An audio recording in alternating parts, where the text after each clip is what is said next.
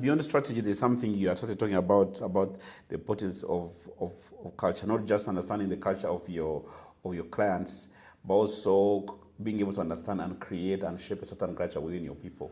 To what extent did that help in this whole transformation agenda? So I think, again, it's a very important question. And like I explained, I had worked for multinational companies throughout my life. So when I was joining I&M, that was one of the concerns that I had. I wasn't too sure.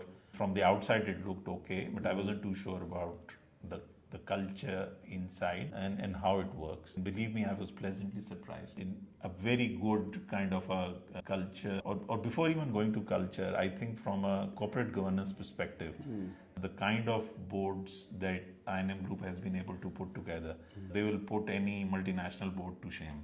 And I'm not just saying it because I'm working here. I like to talk openly. If there is something wrong with I&M Group, I'll be the first one to identify. But I was really impressed by the corporate governance that this company runs.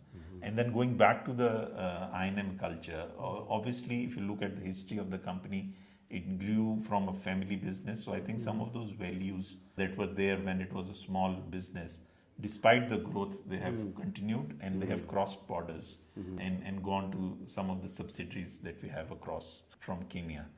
And that when a company puts up its values, its behaviors, it is basically in a subtle way trying to find like-minded people to come.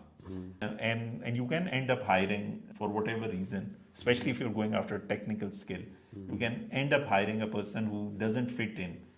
But very soon, if you are running that culture piece right, either that person gets converted or basically they leave.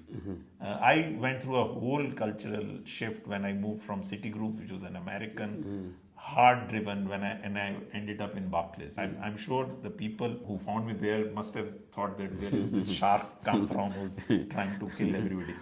But you go through that. So coming back to the cultural definition, I think it's very well defined, and people are aligning to it.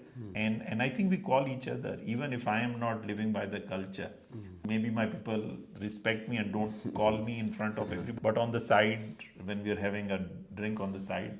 So that's very important. And you need to create that environment where people have the confidence that they can raise their hand and talk about it. Follow CEO East Africa Magazine across all our digital platforms and stay connected to the conversations shaping business, leadership, and impact in Africa.